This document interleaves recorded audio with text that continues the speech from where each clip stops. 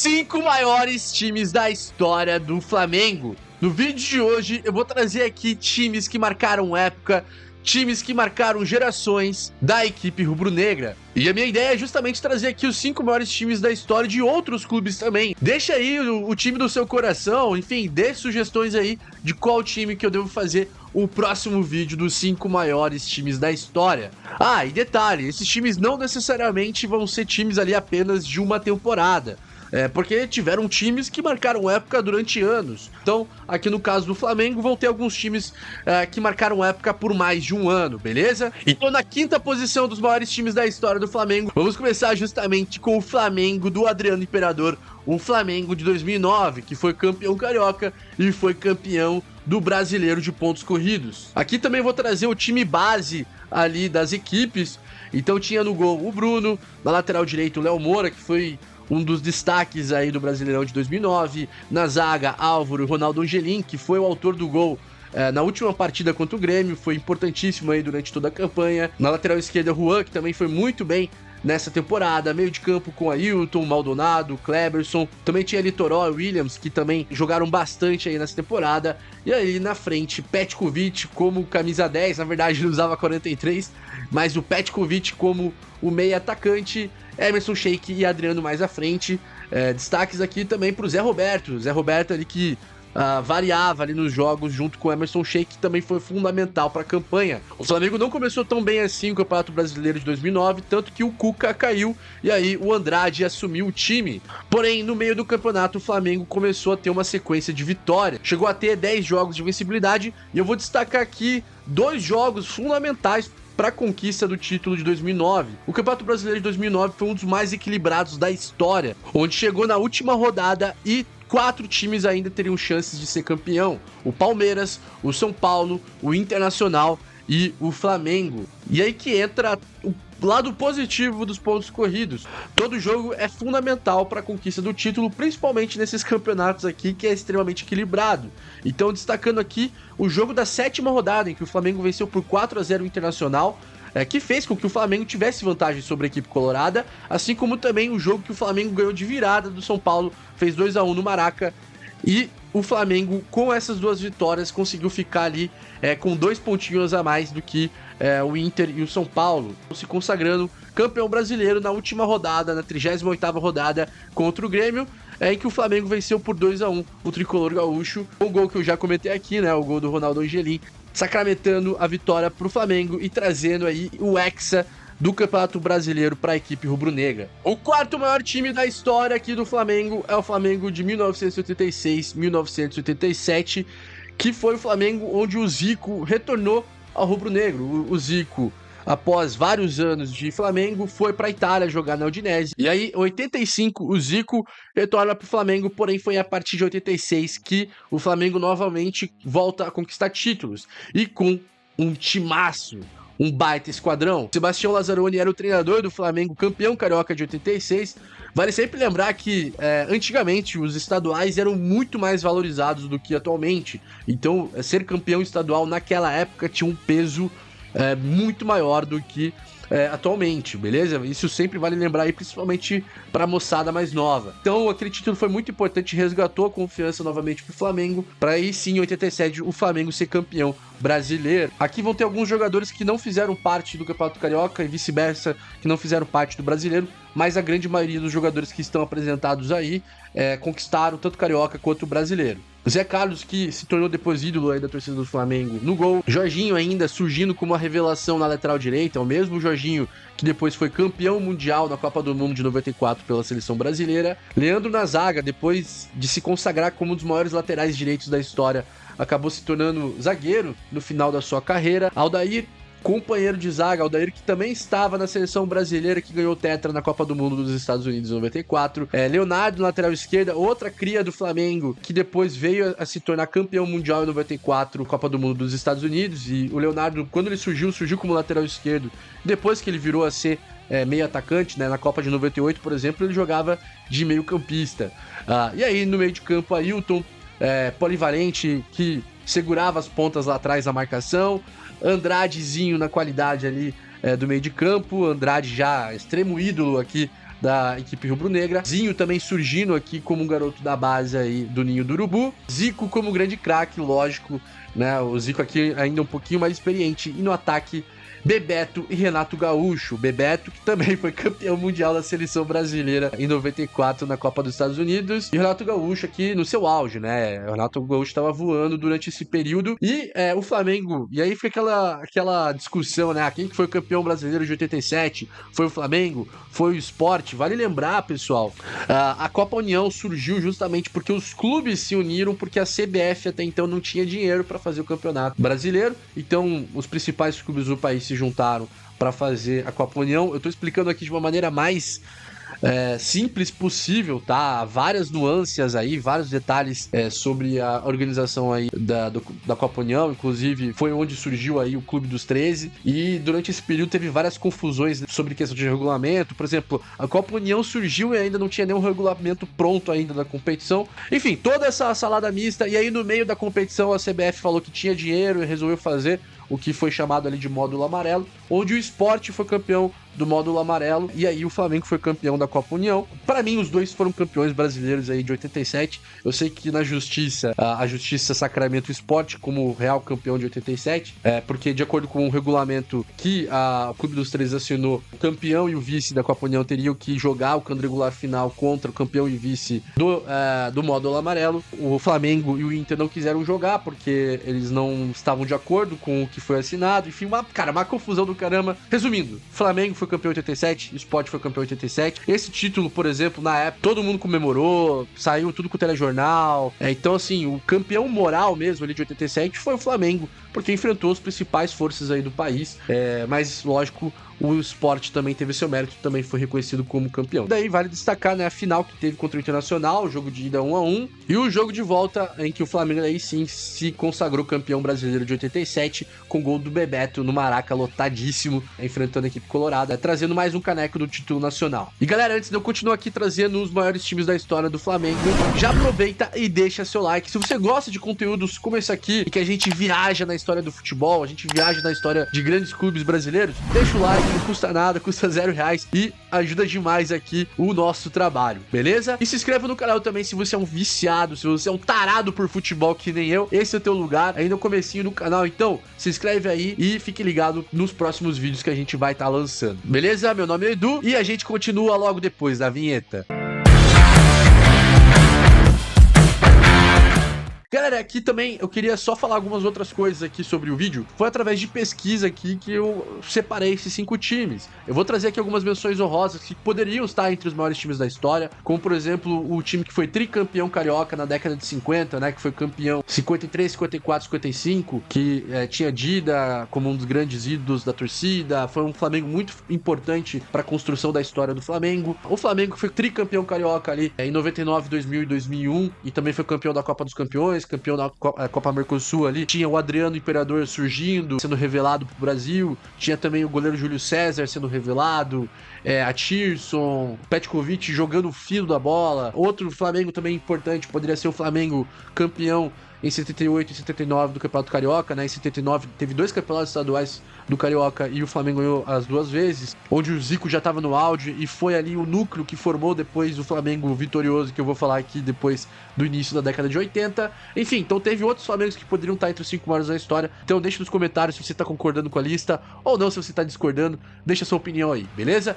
Por sequência, no próximo time, o terceiro maior da história aqui de acordo com a lista é o Flamengo de 1990 a 1992, que foi campeão da Copa do Brasil em 90, campeão do Campeonato Carioca em 91 e campeão brasileiro em 92. Bom, esse Flamengo manteve ali um pouco da sequência, né, do Flamengo de 87, o Zico se aposentou e quem se tornou o grande ídolo e o grande craque aqui desse período foi o Júnior. O Júnior já mais experiente, já com mais de 35 anos, né? Durante esse período ele ficou entre 35 há 37 anos, virando meio-campista, né? Ele saiu da lateral esquerda e virou meio-campista. E aqui a mesma coisa que eu falei pra vocês sobre 86 e 87, que alguns jogadores foram campeões carioca e depois não foram campeões brasileiros e vice-versa. A mesma coisa acontece aqui durante esse período, onde, por exemplo, o Renato Gaúcho foi campeão da Copa do Brasil em 90 com o Flamengo e depois saiu do Flamengo, chegou a jogar pelo Botafogo, enfrentou o Flamengo na final do Brasileiro aí de 92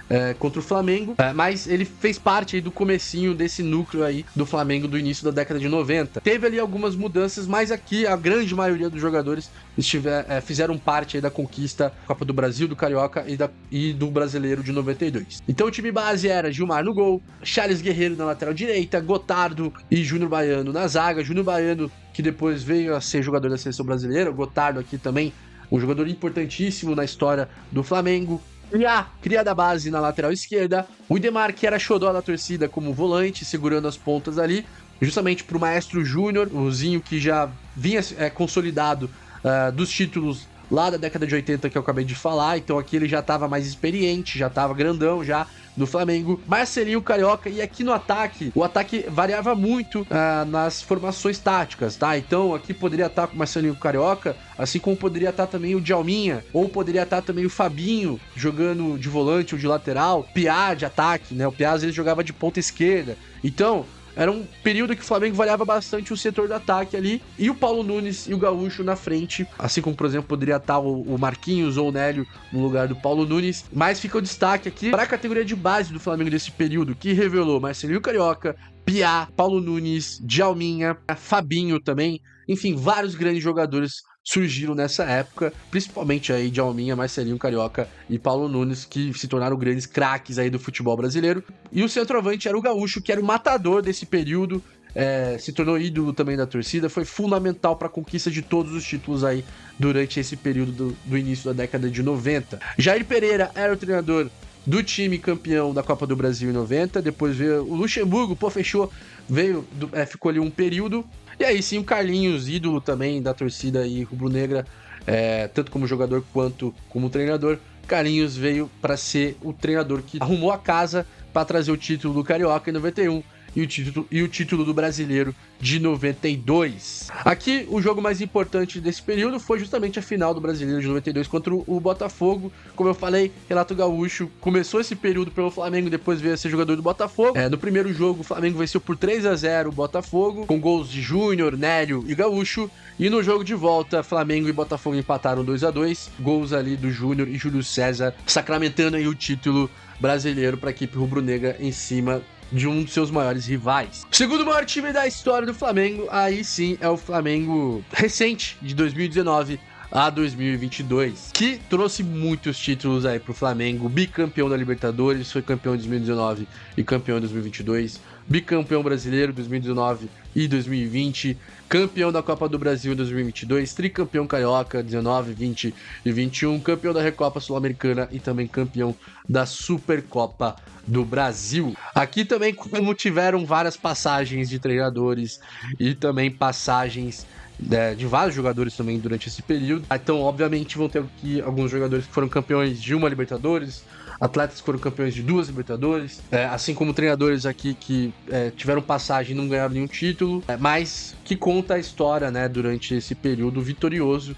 do Flamengo. Então, são 4 anos em que o Flamengo atropelou a América do Sul, atropelou o Brasil com um futebol vistoso, um futebol alegre, um futebol extremamente técnico e ofensivo, principalmente ali com o Jorge Jesus em 2019. Aqui eu coloquei um time base, tá, durante esse período, Diego Alves no gol, e o Rodinei também foi fundamental, né, para a conquista da Copa do Brasil contra o Corinthians. O Caio e Léo Pereira na zaga, Rodrigo Caio foi excelente em 2019. Eu coloquei o Léo Pereira porque ele estava no elenco, tanto que foi campeão em 2019 e ele entrava às vezes, assim como também foi campeão como titular, né, ano passado. Mas também, lógico, destacando aqui, né, o Davi Luiz, que era titular do Flamengo em 2022, Pablo Mari, espanhol, que era o titular do Flamengo em 2019, né, também foram importantíssimos. Na lateral esquerda, Felipe Luiz, campeão também das 2 Libertadores. E aí no meio, William Arão, Arrascaeta, que pra mim é o grande craque desse período do Flamengo. Gerson, que foi campeão aí também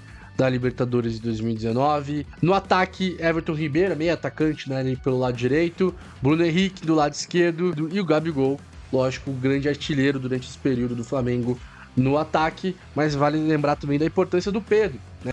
No período que o Bruno Henrique ficou lesionado, ficou quase um ano fora, o Pedro foi titular aí do Flamengo junto com o Gabigol, foi fundamental aí para a conquista da Libertadores 2022, foi o rei da América. E aqui menções honrosas, o Rafinha na lateral direita, né, que foi importantíssimo em 2019, Diego Ribas, que foi reserva durante todo esse período, mas até a sua aposentadoria ele sempre entrava bem no segundo tempo, né, e sua liderança, era o capitão do time, inclusive, no começo desse processo.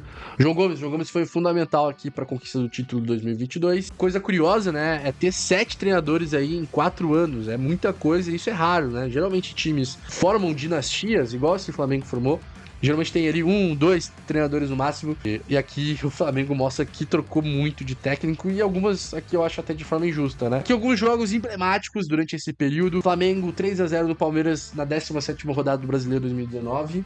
Eu coloco esse jogo como um marco aqui porque foi o começo ainda da era Jesus no Flamengo. E o Palmeiras era o líder do Brasileiro. E essa vitória foi uma das vitórias que foi o marco do futebol bonito, futebol ofensivo do Jorge Jesus, que trouxe o título do Brasileiro 2019. Outro jogo, cara, muito lembrado por vários torcedores, né? É o Flamengo que meteu 5-0 no Grêmio, em que numa semifinal de Libertadores, um time do tamanho do Grêmio, o Flamengo não tomou conhecimento, atropelou. Foi talvez aqui o melhor jogo, a gente pode colocar assim, do Flamengo da era Jesus. 5. Libertadores 2019, aí sim a final. O jogo mais importante, eu acho que durante todo esse período, que foi a consagração desse Flamengo bilionário, esse Flamengo rico, esse Flamengo vistoso, ganhando de virada com uma partidaça, talvez acho que a melhor partida do Gabigol da história do Flamengo, que ele virou uma final de Libertadores, trazendo aí o segundo título da Libertadores pro Flamengo. Aqui também destaco o Flamengo e Internacional na 37ª rodada. Os dois times estavam brigando pelo título, basicamente aqui quem vencesse esse jogo já colocaria ali uma mão na taça, e o Flamengo fez o que tinha que fazer, mas e também foi um campeonato muito equilibrado, e o Flamengo mesmo irregular, junto com o Rogério Ceni, que foi campeão brasileiro. Outro jogo inesquecível aí pra torcida rubro-negra foi com certeza a final da Copa do Brasil, e foi assim que o Flamengo fez, ganhando nos pênaltis com o gol do Rodinei, e o Rodinei tava voando em 2022, vale sempre lembrar isso, porque ele era um cara muito criticado, inclusive pela própria torcida. E outro jogo inesquecível foi justamente a outra final, né, do Flamengo na Libertadores, que foi campeão em cima do Atlético Paranaense. O Flamengo foi campeão invicto, uma campanha irretocável. Eu acho que 2019 vai ser sempre mais lembrado pelo torcedor do que 2022, porque 2019 foi muito mais difícil ganhar. Mas 2022, assim, o nível de superioridade que o Flamengo demonstrou em relação aos seus rivais, acho que o Atlético Paranaense na final foi o time que mais deu trabalho ali pro Flamengo, e se não fosse talvez o Pedro Henrique ter sido expulso na final, o Flamengo poderia ter sofrido mais complicações no jogo. E por fim, vamos pro maior time da história do Flamengo, o time que mudou o Flamengo de patamar e que fez com que o Flamengo se tornasse o time com a maior torcida no Brasil. O Flamengo de 1980 a 1983 foi a consagração da equipe rubro-negra no Brasil, não só pelos seus títulos, mas pelo futebol que o time jogava.